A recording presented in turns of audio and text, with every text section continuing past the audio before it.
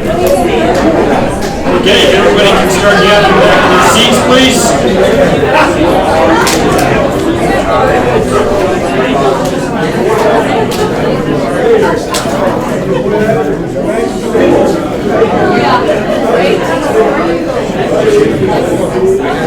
Let's have a seat, everybody.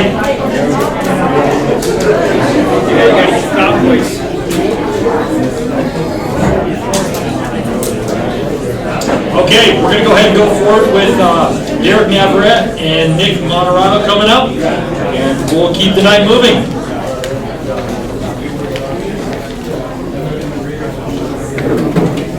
Hold on, Derek. I'm keeping all my stuff together. It's all right. We'll get through it. We're good. I'm like that. I'm with you. I had to make me some notes, so. Okay, gentlemen, if you could do me a favor, we've had some feedback from the people watching on social media. Try to make sure you're talking straight into the mic, get the volume up a little bit, because unfortunately they're not connected to the microphone system. So we're just going to kind of roll as we have been already for the evening. You'll both be given opening statements. In this case, coin toss had it going first to you, Nick. Okay. So we'll go ahead and start with your opening statements, and then we'll switch over to you, Derek. Good evening. My name is Nick Monorano. I'm a Los Angeles County Sheriff. I was born and raised in Los Angeles County. And I've planted. I'm used to using like a cop voice, you know? All right, let me try this again. How about that? All right, so basically I've had my roots here. I've got 20 plus years of law enforcement experience. Have built many programs within my tenure. I'd like to thank the Chamber of Commerce, the Republican and Democratic Party for hosting this event. I'd like to thank Mr. Navarette for taking his time to be part of this event as well, and I look forward to tonight's conversation. Thank you. Derek? Thanks. Good evening. I am Sheriff Derek Navarette, and I am running for re-election for the office of County Sheriff. I'd like to take a quick moment to thank the Trinidad and Los Angeles County Chamber of Commerce for hosting this discussion tonight, and Mr. Andrew Hoffman for moderating this conversation, as well as my opponent, Nick Monorano. It's a pleasure to be here with you this evening. I'll start off with a bit of history. My family and I moved here in Los Angeles County when I was about 2 years old. I was raised here, attended Honey School, and graduated from Trinidad High School.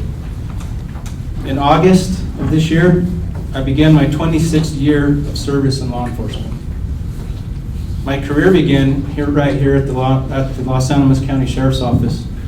Started as a detention officer in the old jail in 1996.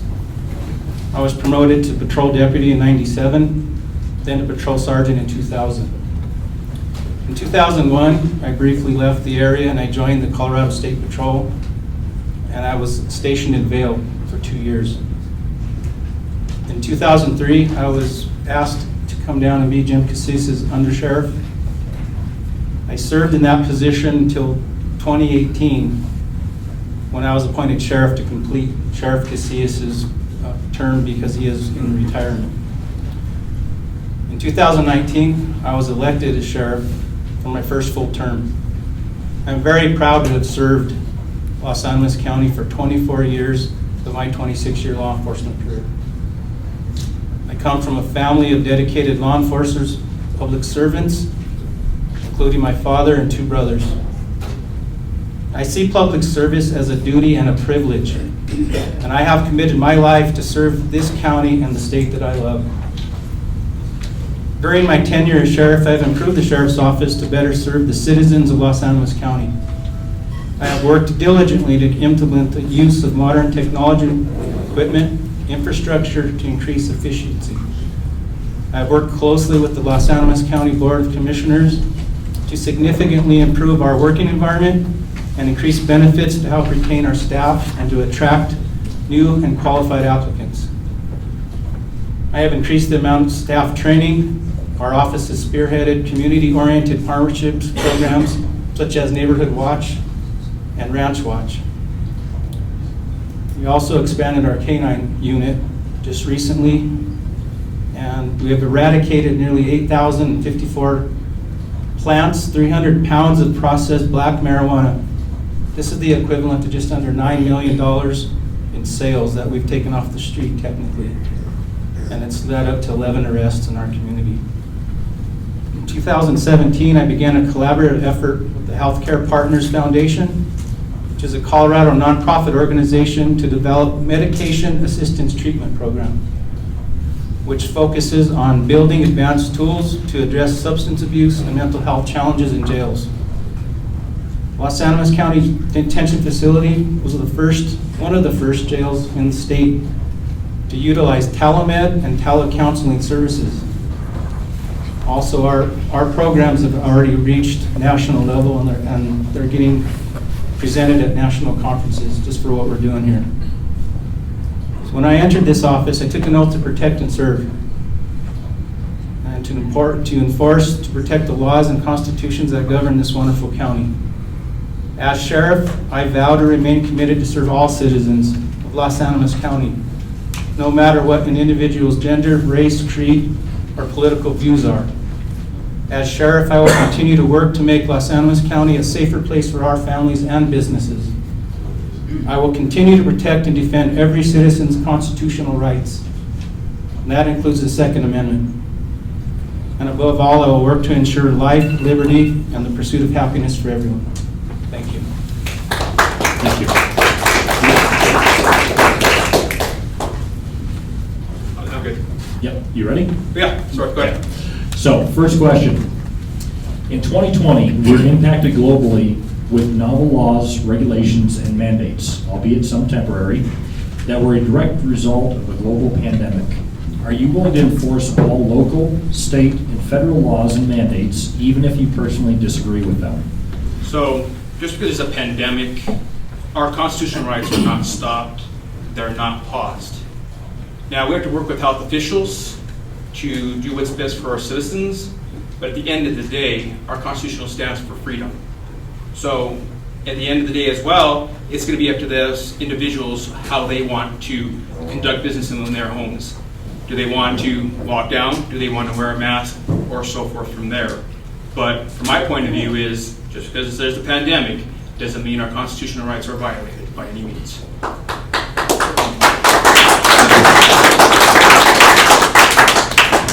Derek, it's going to be the same question to you. In 2020, we were globally impacted with novel laws, regulations, and mandates, albeit some temporary, that were a direct result of a global pandemic.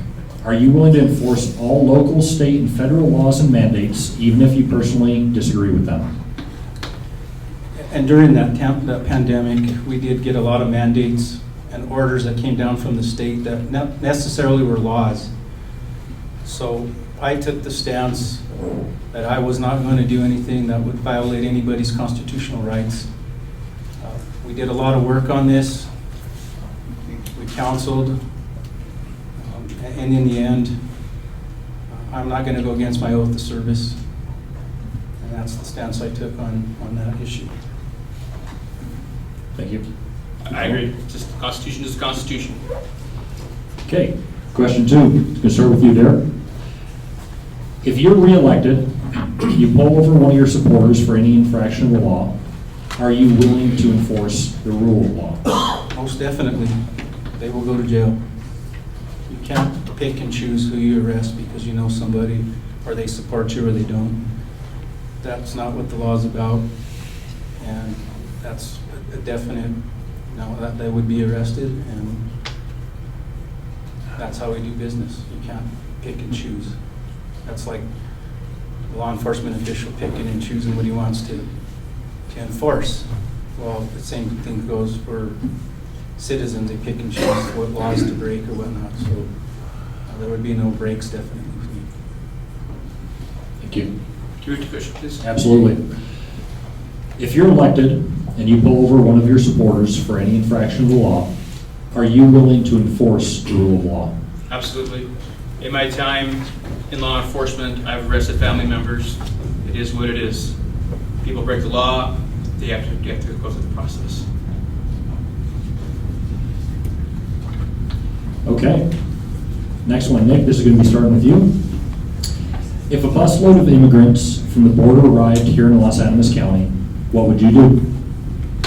Well, fortunately, us as law enforcement don't have that ability to do anything with them. We'd have to call immigration. They're the ones that have to come and handle the problem. Us as law enforcement don't have that authority. That's a federal thing. So basically, we have to call INS, and they're going to have to come and send us some resources to figure out what to do with these individuals. Thank you. Derek, same question over to you. If a busload of immigrants from the border arrived here in Los Angeles County, what would you do? He is correct. That is more of a federal issue. We don't have a lot of rights to do anything with those people. I have a story about when I was a trooper on Vail Pass, and we had an immigration office right in Glenwood Springs, and I pulled over a load full of immigrants. They all jumped out. Some of them stayed, so we gathered them up, took them to the rest area. I called the immigration office, which was maybe 30 minutes away, and they're like, "Oh, we're not coming." So basically, you had to let them go because it was not under our jurisdiction. So it's a difficult situation, but our hands are kind of tied with that because they're more of a federal issue as well. Thank you. We'll start with this one with you, Derek. Do you support the Bill of Rights, and are you willing to swear allegiance to uphold it with a signed and notarized document for the record within your first month of re-election? I'm all for the Bill of Rights. I'm all for the Constitution. When you're in law enforcement, you take an oath to uphold and support the Constitution of the United States, the Constitution of Colorado, and state laws. And that's what you stand for, and that's what you have to do. You can't deny that. You have to be firm, and basically that's you can't. Thank you. Over to you, Nick. Yes. Again? Yes. Yes. Absolutely. There's no question about that. That's when you come into law enforcement, you sign an oath of office. That's what you abide by. It's pretty simple. Constitution is everything. Thank you. Nick, the nationwide rate of officers is 2.4 officers per 1,000 people. Los Angeles County is 4,775 square miles. Do you think that the department needs more deputies? If so, why? And how would you go about recruiting them and hiring them? Absolutely. Absolutely needs more deputies. They need more investigators. They need more of everything. Los Angeles County is huge. There's a lot of things that go on in Los Angeles County that are unknown. So yes, we need more deputies.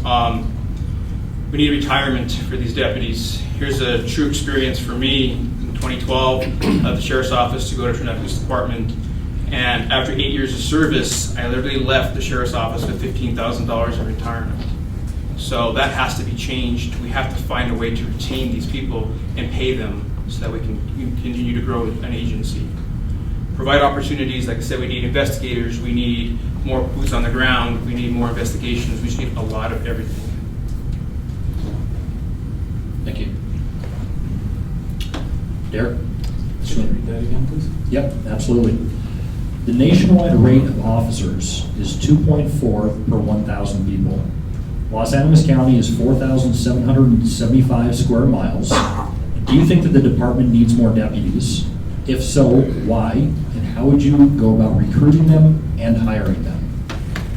Well, most definitely, we need more deputies. I've been fighting for this for several years. It takes a lot of collaboration, a lot of revenue coming in, a lot of grant work that you got to go out and get. Our county hasn't been blessed with the most revenue in the past, as Nick's alluded to. Our retirement is low. It's something I've been fighting for, better employee rights and an environment to work in. Been working with our county commissioners, our elected officials, and our county offices. What you got to understand is there's only so much money to go around, and each county office relies on that revenue that we're drawing from. So yeah, I'd love to have 30 deputies. But I'll take what we can get each year. I fight for more staff each and every year. We've got a lot of issues out here. Our drug, opioid overdose, our addiction is really bad in our community. And that is the main goal that I'm trying to work on, but that takes resources and more people on the street. So that's something we fight for every year, and hopefully gain a few here and there. Hopefully our revenues get better. But that is a definite need in this community and our office. Thank you. Okay, last question's going over to you, start Derek. Seeing increased violence, shootings, and drugs in our schools, what are you going to do to protect our children? Once again, trying to get more staff.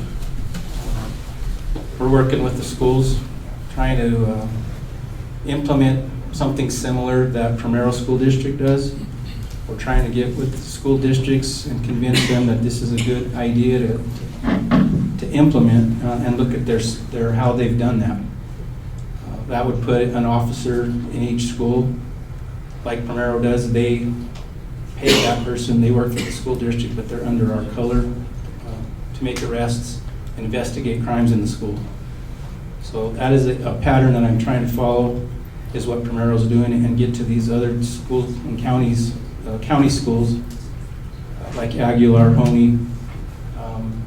Kim area, we do have a deputy out there, but he's limited as well. So it's kind of a template is what I'm trying to look for, is to get more staff and more protection for our kids, because our kids are our future, and we need to protect them as best we can. Thank you. Nick, seeing an increase in violence, shootings, and drugs in our schools, what are you going to do to protect our children? So my goal is obviously to get an SRO in every school. Throughout the years, this has been my main job is an SRO. So I started my SRO career in Trinidad, and throughout my time and working under Sheriff Justice Administration and as well as under Sheriff's Administration as well. But we formatted the standard response protocol that comes from the I Love You Guys Foundation. We were able to distribute that through Trinidad School District, through Honey, Branson, Aguilar, and even the college and some businesses. So stuff like that is to get a base started. When I was in Trinidad School District, I was there for 5 years. Primero School District came to me and said, hey, we got a bond. We want to get an SRO up there. How do we do this? Great. So I was able to take the whole platform of what I learned in Trinidad and drop it into Primero. So we went in there, did the SRP stuff, built camera systems, door lock systems, radio systems, and everything else. And under both of their administrations, we were able to get me to be deputized under their colors and handle investigations in the school and then handle calls for service. So in the last year, I made my way back to Trinidad School District. They were a little bit behind in their school safety program. I dropped the same program that I built in Primero and dropped it into Trinidad. So for me, school safety is a priority and would be on the number one of my list.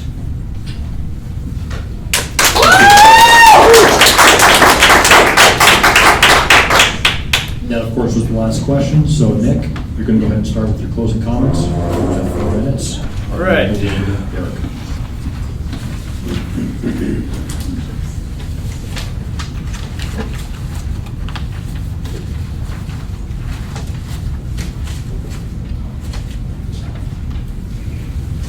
I believe in the Sheriff's Office for the past 20 years, it's time for new leadership. It's time for new ideas. With my extensive experience and knowledge, I will take the Sheriff's Office into the future. I leave you with this. A sheriff is the last line of defense to protect citizens' constitutional rights, and when elected, I will be that sheriff. I'd like to thank everyone for the opportunity to speak tonight.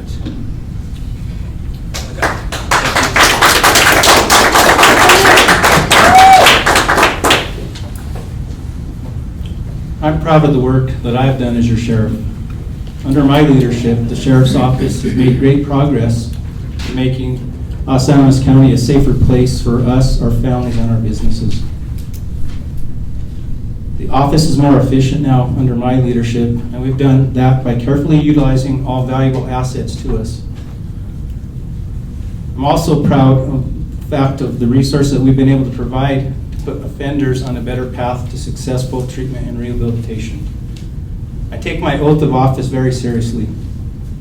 And though this is an elected position, I vow to rise above the divide of national politics and focus on protecting and enforcing the laws and constitutions that govern Los Animas County. I will continue to do so in a nonpartisan and non-biased fashion. I am supported by both Democrats, Republicans, and Independents, which is a testament to my nonpartisan approach to law enforcement, and that is the way it should be. My re-election has been endorsed by many respected officials, both current and past, including Pueblo County Sheriff Kurt Taylor, Sheriff Leonard Baca from Colfax County, New Mexico, Los Angeles County Commissioner Luis Lopez, retired District Court Judge Manzanares, and retired Police Chief James A. Montoya. Last but certainly not least, I am endorsed by many current law enforcement officers. The Fraternal Order of Police, Southern Colorado Lodge 51, who is comprised of Los Animas County Sheriff's Office employees, reserves, and volunteers. I'm proud to be backed by the men and women in blue who put it all on the line day in and day out to keep our community safe. Serving the people of Los Animas County has been the greatest honor in my life. I am ready to continue to serve you in my next term. I humbly ask for your continued trust and support. I will remain completely committed to protecting and serving the residents of this great community and leading this office into the future to the very best of my ability. And in closing, I'd like to thank the Trinidad Los Animas County Chamber of Commerce, our moderator Andrew Hoffman once again, for hosting this great discussion. I'd also like to thank my opponent, Mr. Moderano, for his participation in this conversation. It is so important for our citizens to hear from their candidates directly, and I'm grateful for this opportunity. Thank you.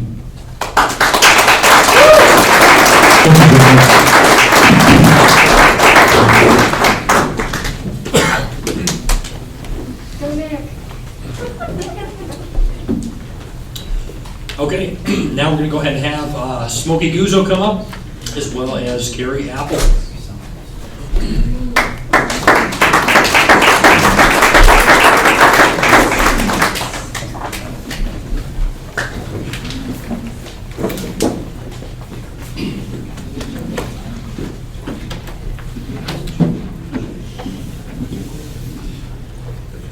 Thank you, guys. And with the coin toss, Smokey, you're going to be going first this evening. So you'll start with the opening statement. Thank you, Andrew. We'll pass it over. Lifetime residents of Trinidad.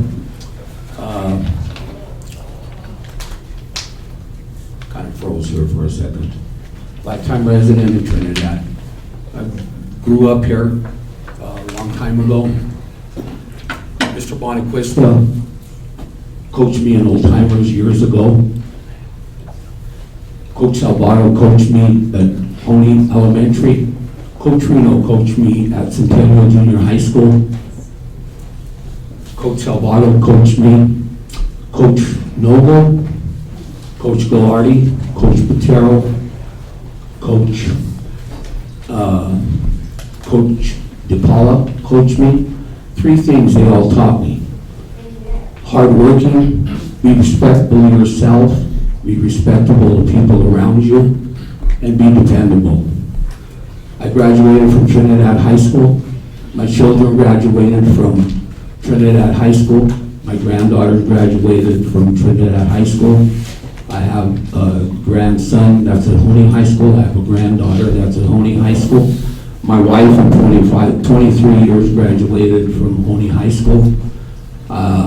Tammy has a son that graduated from Trinidad High School, also a daughter that graduated from Honey High School. She babysits her granddaughter 5 days a week. Thank you.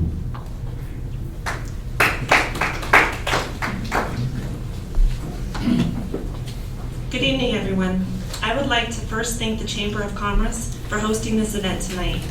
Andrew Hoffman for being our moderator, and both Carlos Lopez and H.L. Bowman for helping make this evening possible. Thank you, Smokey, and to all of you for attending. For those of you that don't know me, I am Carrie Apple. I'm the Republican candidate for the Los Angeles County Clerk and Recorder. I was born and raised in Trinidad. 24 years ago, I married my best friend, a local farmer, Buck Apple, who has been employed with the City of Trinidad for the past 23 years. We have 2 adult children. Our son Jordan, who is the co-owner alongside myself of Snap Fitness, and our daughter Demi, who is employed at the Los Angeles County Sheriff's Department, and whom some of you may already know as the security guard at the courthouse. I started off as Super State at a very inexperienced age of 16 until it was shut down in 1999. After having my children and being a stay-at-home mom until my baby started school, I was given the opportunity to work for Neil Sexton, one of the founders of the Trinidadio Blues Fest. Eventually, I moved on to work for Advocates Against Domestic Assault, where I was the transitional housing manager and was charged of helping the women transition into their own independence. Prior to COVID, I was the office manager at Fisher's Peak Chiropractic Center for over 12 years. I basically ran the entire office, conducting everything from simply scheduling patients to our quarterly and annual taxes. Sadly, COVID hit, and chiropractic was amongst the many businesses that were no longer essential. Unfortunately, gyms were also among that group, so I was officially unemployed for the first time in 18 years. Thankfully, God heard my prayers, and I was offered a position at the clerk's office as a deputy clerk. I have been in the clerk's office for the past 2+ years. However, being an employee in that office is what led me to my decision on running for your next clerk and recorder. I have been in customer service my entire adult life, and I believe the people of this county deserve better. Thank you. Smokey, you're going to go with the first question, okay? Yes, sir. Do you believe that the Los Angeles County election system is safe and that the 2020 Los Angeles County election was fair? Do you feel that there's room for improvement? If so, where? I believe it is safe. I have talked to the Secretary of State's office, a gentleman by the name of Judy Schultz. We have local boxes that our ballots are dropped into. You can also mail your ballots in. You can also go to the courthouse and vote at the courthouse. We also have Republican and Democrat vote watchers. We also have Democrat and Republican vote judges. Them ballots are brought into the courthouse. They are checked by the electors or the judges. The ballots are checked. The June Schultz came down to Los Angeles County Courthouse. He has tested our machines at the courthouse and tested, and they are certified. The ballots are put into the system.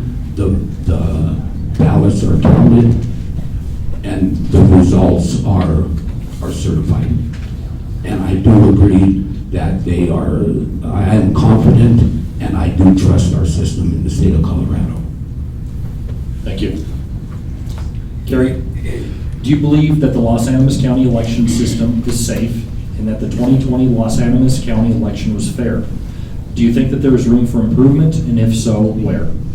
I do believe that it is fair in Los Angeles County, and I feel it's safe and secure.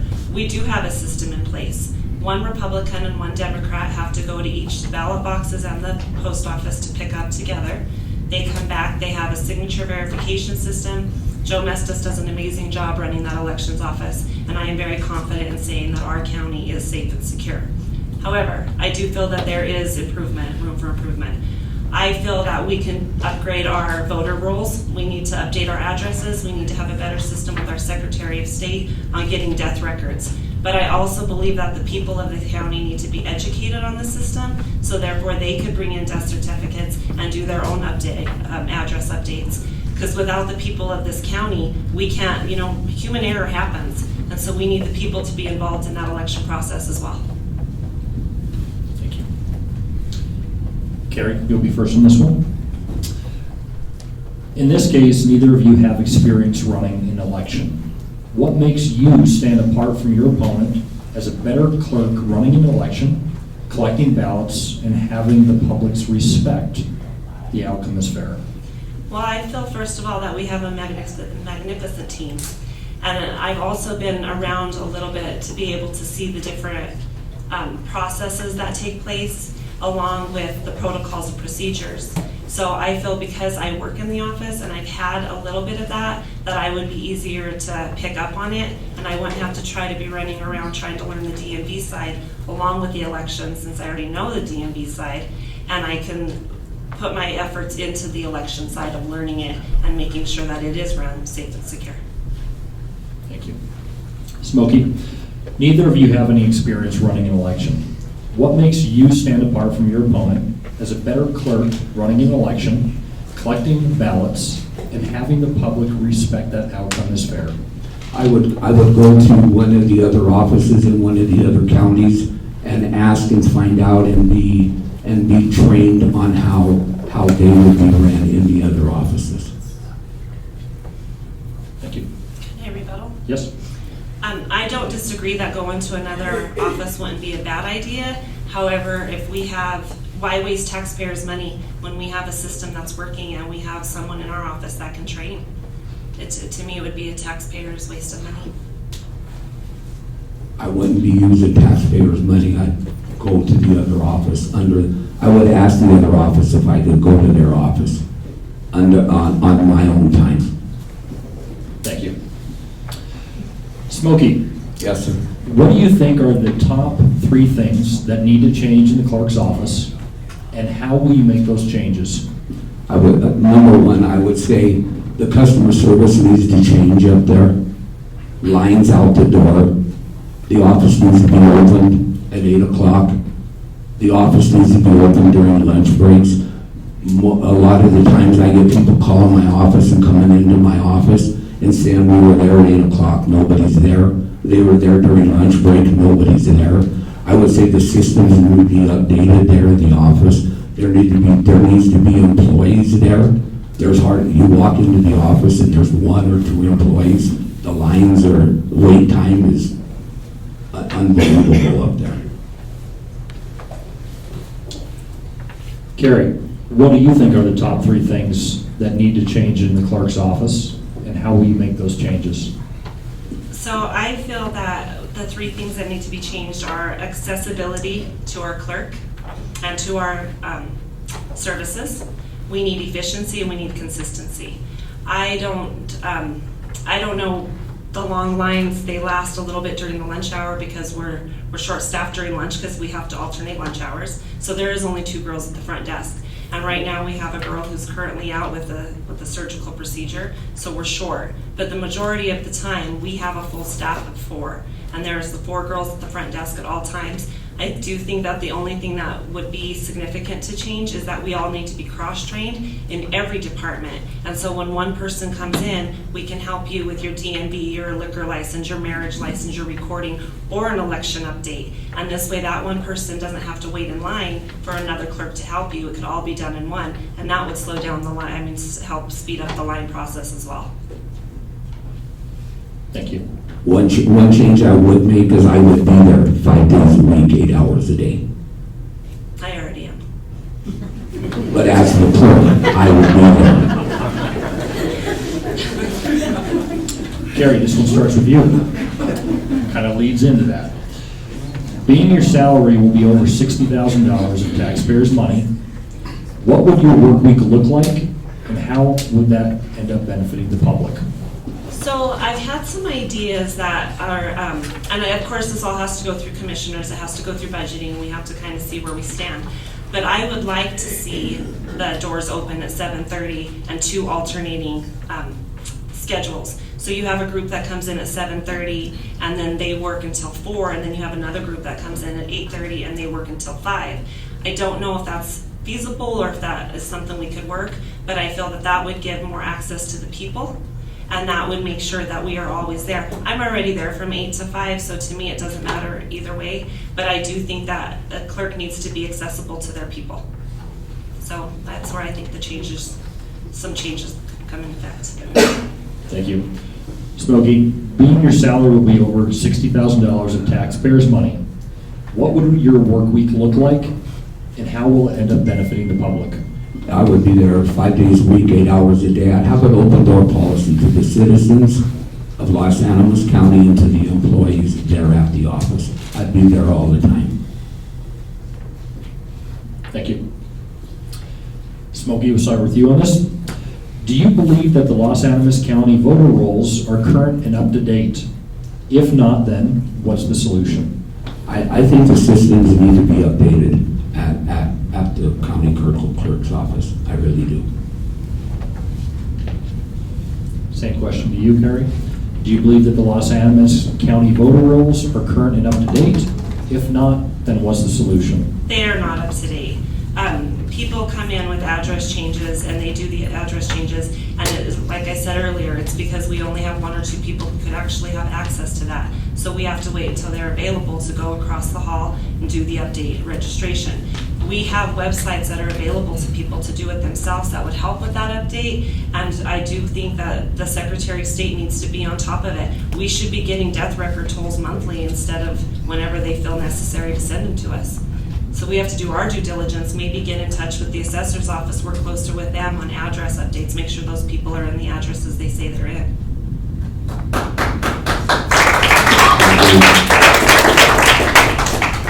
So a lot of this already kind of tied into some of the things you guys mentioned. Yes, sir. You'll notice that this last question really wraps into what you guys have already been talking about. This one starts with you, Carrie. As in office, what will your hours of operation look like? And how will you provide prompt service at all times? Example, lunch hour. So we are currently open through the lunch hour. The only reason that we've been closing down is because myself and Joe are the only 2 people that have access to do an override or a void. And so one of us has to be on the floor at the time. So we have to shut down occasionally when they're shorthanded, because if not, I don't have a way of overriding if I'm not there. Therefore, I don't get a lunch hour, or Joe doesn't get a lunch hour. So we just have to make it more feasible, open up some of this to the current employees that we have. We have to trust our employees. That's why they work for us. And we need to give them access to do those voids and reverses as well. So my hours would be every day from 7:30, if that's the time the doors open, till 5 o'clock or 5:30 at night. And probably on elections much longer than that. Thank you. Over to you, Smokey. Yes. As an office, what will your hours of operation look like? And how will you provide prompt service at all times? As an example, during lunch hour. I would make sure that the doors are open prior to the 8 o'clock and whenever the office is supposed to close at 4:30 or 5 o'clock. And I would think that we need more training. I would think that there needs to be more training. The systems need to be updated. And I think, I know budget has already been set for 2023, but the budget needs to be where the systems need to be updated, and there needs to be more employees there at the office. But they need more training. When a new employee is hired, they need to be trained. I agree with you. Properly. They need to be trained. Instead of like Carrie having to train them or Joseph having to train them, they need to have proper training. I do agree with that. Thank you both. Okay, it's time for closing statements in this case. We're going to start with you, Smokey, and you'll finish off, Carrie. Thank you. One thing I have learned, when you run for a political office, and I'm sure Carrie can vouch for all of this, I received a phone call from one of my Republican friends just the other night. We went into this. It puts a strain on friendship. It puts a strain on family. Carrie and I are running for but a county office. I can't imagine how it is when you run for a Senate office, a governor office, a presidential office. I mean, the right side don't get along with the left side. The left side doesn't get along with the right side. We need to get this figured out as individuals. We are the United States of America. We need to get this figured out. Our country is in a mess right now, and something needs to be done. And we need to get this figured out before it's too late. I thank you for all coming out tonight. I I thank you for all standing here and listening to us. Thank you.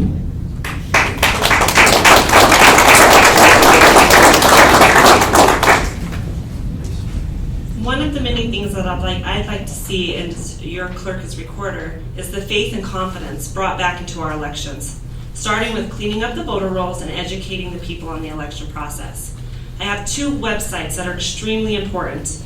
GoVoteColorado.com, where you can make your changes to your voter registration card, and LosAnimosVotes.com, which is actually a ballot tracking for those of you that are interested. I highly recommend to all of you to take a minute and please register on these websites. I would also like to see leadership, efficiency, and accessibility to our resources. And finally, I'd like to leave you all with this. As your next clerk and recorder, I promise to treat everyone with dignity, respect, and without partisan, regardless of your opinions or your beliefs. And I ask that you all do the same for me. Tonight is my job interview, so please choose your candidate based solely on the experience and the knowledge of the job at hand and not off of party affiliation. I truly look forward to representing this county and continuing to serve this great community.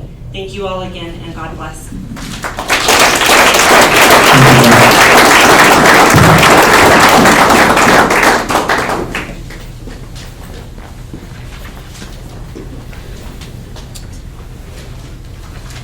Okay, now we're moving on to County Assessor, Jody Berker. If you don't mind coming on up. I'm going to ask you to use the podium over here. The mic is just a little bit louder.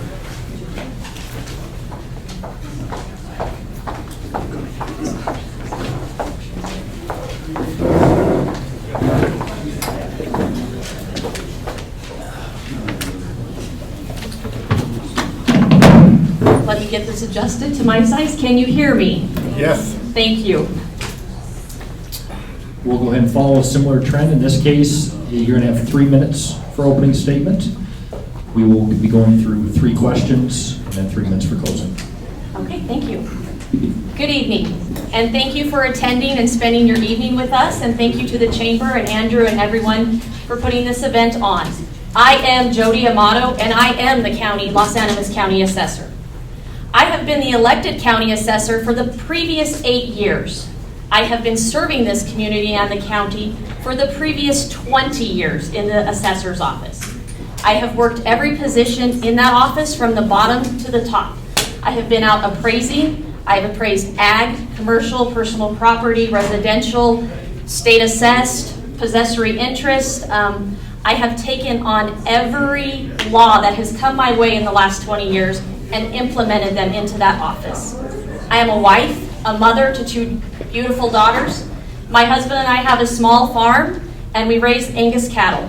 I am active in this community and this county. I am a 4-H leader, a shooting sports instructor, and a member of the Los Animas County Fair Board. I am a member of the Colorado Statutory Advisory Committee, which the governor appointed me to 2 years ago. I have been the vice president and the president of the Colorado Assessors Association. I sit on the agricultural, education, and the oil and gas committees. I sit and chair numerous subcommittees. As the assessor, I am charged with valuing Los Animas County. My responsibility as the assessor is to perform fair and equitable valuations. This process is to ensure that all public entities have the funds to provide the essential services to our constituents and to the people of Los Animas County. I believe as a public servant that anyone and everyone in Los Animas County deserves to be valued.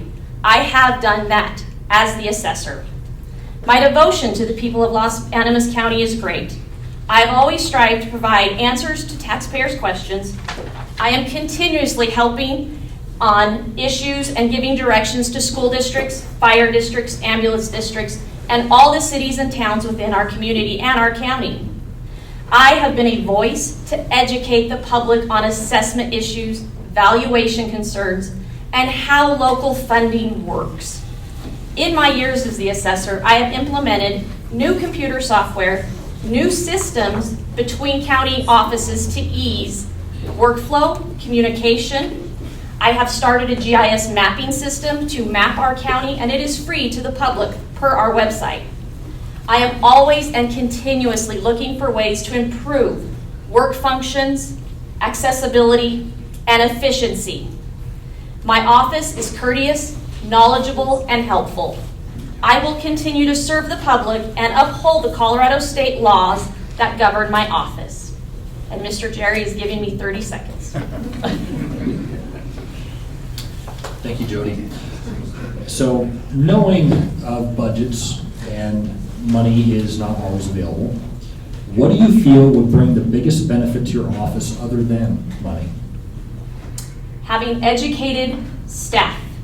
When we have long-term educated staff, that helps us because we have so many laws that govern the assessor's office, and legislators love to change those and adjust them every session. So by having staff that is educated and knowledgeable, their experience and education allows me and my office to do better and to serve our community better and to do our jobs more efficiently, to ensure that we are valuing every property out there fairly and equitably. Because when we do that, not only does that mean more revenue to the county, that means more revenues to your school districts, all of them. More revenue to your ambulance districts, your first responders. So for me, it's my staff and the people that work for me and their education and their experience. I can't put a dollar on that. Thank you. In your position, what do you think is your greatest achievement over this last term? My greatest achievement over my last 8 years has been that I was able to get a GIS mapping system, bring our office into this century where we have computer technology, the safety of my staff. I was able, with a wonderful group of commissioners, 2 sets of commissioners in my 8 years, that had the faith and belief in my ability. We were able to get aerial imagery. And with that aerial imagery, we have been able to add millions of assessed dollars to the tax roll. I am making sure that every building structure in this county is being placed on the tax roll.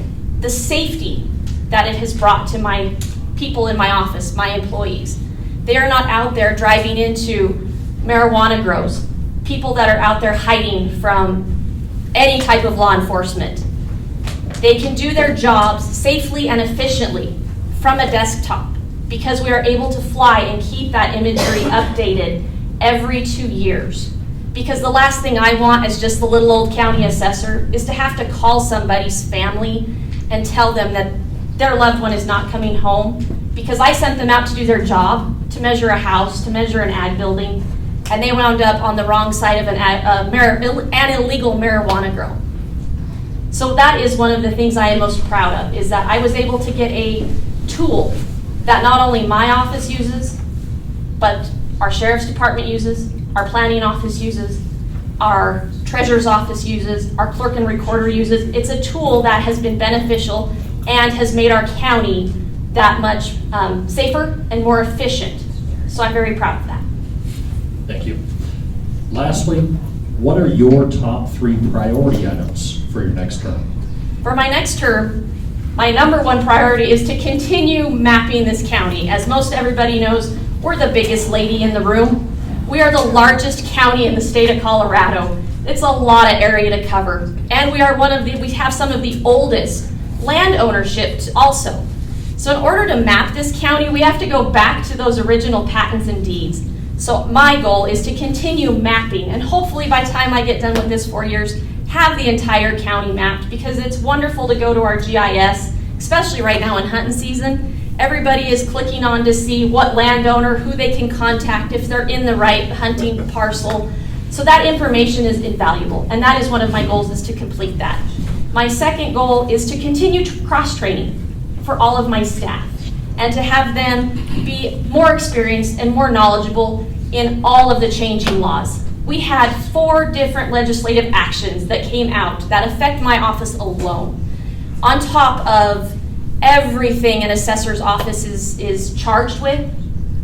Basically, I have to discover, list, classify, and value.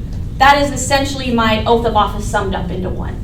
Well, my staff, we have to keep up with these changing laws. So educating them and making sure that we are staying up to date with the new legislation and the education, so we can do our continue to do our jobs to the letter of the law. My third one is to continue striving to be the most accessible person. We have kind of a joke. I'm the easiest person to find. When you get off the elevator on the second floor, you usually see my smiling face waving at you. So we're accessible, and our customer service. We can all improve on customer service. So I guess I'd have to say my third one is to improve our customer service. Thank you. Appreciate your time. Thank you. You've got 3 minutes for closing statement. Okay. As the next county assessor, I will continue to provide the best service and dedication to this county that I have given the previous 20 years of my life. My office is always accessible. We are there to answer your questions. We are also there to educate you and let you know where your tax dollars are going, how we derive the value on your homes and on your properties, and where that money is sent, and what district it goes, and what services that it provides to this county. I am looking forward to continue serving Los Animas County as your next assessor. Thank you for your time, and I appreciate your vote.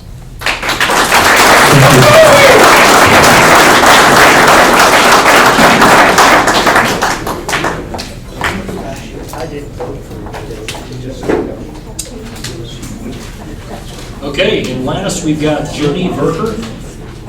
And gotta be thankful in this case, thank you for the patience of having to come up last in this case. I know you've been waiting a while. He's always last. Last but not People are least. dying to get in to see him, right? Probably the last person you're going to see, right? Recorder? First of all, I don't thanks a wanna lot. see you. Thanks a lot to everybody for sharing your evening with us, giving up your dinner hour. Trinidad State Junior College, Los Angeles County Chamber of Commerce, and also Mr. Tom Murphy for streaming it live to the folks at home. My name is Dominic Berker, and if you don't know me as Dominic, Luis probably doesn't know me that name. Junie is my nickname. I go by Junie. So I'm running for Los Angeles County Coroner again. I've started in 2008 and 9 as a deputy coroner. I was elected in 2010 and running for my third term now. Born, raised, educated in Los Angeles County. Spent my entire life here, all but 3 years after college. I moved to downtown beautiful Denver to work at a high-rise building. A little more of my background, I'm a farm ranch kid. So every time I smell a semi-pot go through Denver, I get homesick. So you ranchers know what I'm talking about, right? Okay. So anyway, our office is staffed by 3 people. Our hours are 24/7, 365. Doesn't matter what time of day or night, what weather, what location we're at. Again, we serve all of Los Animas County. Every death in Los Animas County is reported to the coroner's office, whether it's 2 o'clock in the afternoon or 3 o'clock in the morning. I get phone calls. We investigate all unattended deaths. One thing we don't have much to do with, excuse me, is hospice cases. They are just a simple notification of the death of the person. So again, Dominic Jody Berker running for re-election of Los Angeles County Coroner.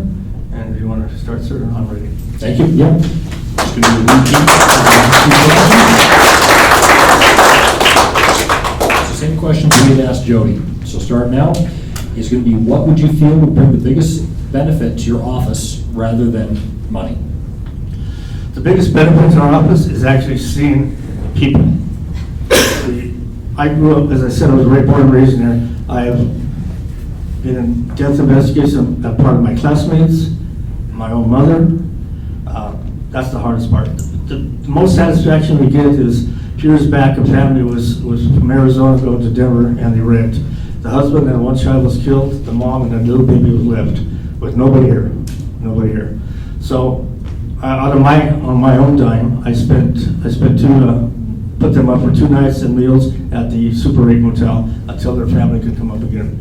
That's the most thanks you can get from anybody. Just the gratitude those people have.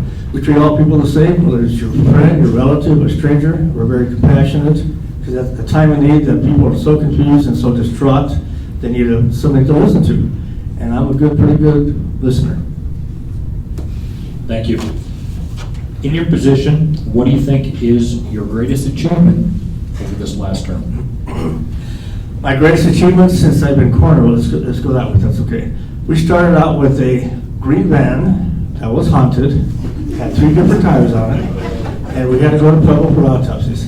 And you're like this going up to Pueblo, because in the summertime we roll the windows down, because of maybe the stench of the body was right next to you. And in the wintertime, you wore coats and your mustache rose many times in the wintertime. So we come a long way. We had a two-bay slide-out cooler. When I started, we had 20 deaths a year, and we thought we were getting our butts kicked. It was very busy. Now we have 2 big coolers that have a 40-foot cooler, convex cooler, that's cool, have a 10 by 10, and I haven't put a no vacancy sign on it, but sometimes I just about have to. So my biggest accomplishments was getting software, along with my constituent, Mr. Tyler. We got upgraded our software, we upgraded our office, our coolers, and the last year, for the help of our county commissioners, I've got actually a vehicle that has all 4 tires the same size on it. And it's actually a pickup, so we're not near the body or anything like that. So we made major improvements in our county. We just completed a big addition to our facility over there. So as of now, we're set pretty well that way, and I'm pretty proud of that. Took a lot of hard work and determination to get it done, plus a lot of cooperation from our county government. Thank you. And lastly, what are your top 3 priorities going to be moving forward? Well, our most important priority, our most important priority is the service we give to our people. That's most beneficial. We'll go on the case, we'll do our investigations. Tyler does most of the legwork anymore. He's the young, heavy back, and I do all the interviewing and so on and so forth. So sitting down with the family, we had a case last week up west of here, and we stood probably an hour and a half because the little lady was just so distraught. She didn't want anybody, she just wanted somebody to talk to and be with. Continue to improve our office. As I said, right now we're sitting pretty well as far as our capabilities to hold bodies, our transport bodies. We're doing pretty well that way. Money-wise, I have a budget. The Los Angeles County Coroner's Office is not a revenue-generating department. I can't sell body parts. I have a whole section of my cooler full of body parts that I have to keep for years, just for state law purposes, but I'm not a revenue-generating department. I have total expense. So working with our budget people, our commissioners, setting for the budget, that's about all I can say. We're going to try to keep doing as best we can with what we have. We've come a long way in 12 years, a long way. Well, thank you. If you'd like to go ahead and round out with your closing statement. Okay. But again, guys, I know it's a lot of guys gave up supper tonight. I know I'm starved. I ate like 75 cookies and 3 pieces of cake. So I got a sugar high right now. So anyway, thanks for being here. This was a great forum you guys put on. Very nice. To all the candidates over here, some are gone, some are still here, and good luck to everyone. Our main goal is to keep America the way I grew up. I grew up on a farm, on a ranch. I worked my butt off. If I go out to Friday night and come home hungover Saturday morning, my dad never told me a damn thing. But man, he worked the shit on me the next day. Okay? So I think that's where we should be. Go back to the morals we grew up with. Respect everybody, treat everybody equally. That's about it, yes, guys. I'm up. So John, Jody Berker.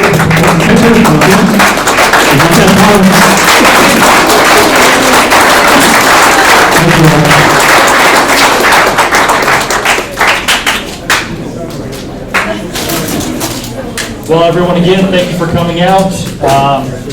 Can't complain if you don't vote. Get out there, guys. Enjoy your evening. Get home to your families.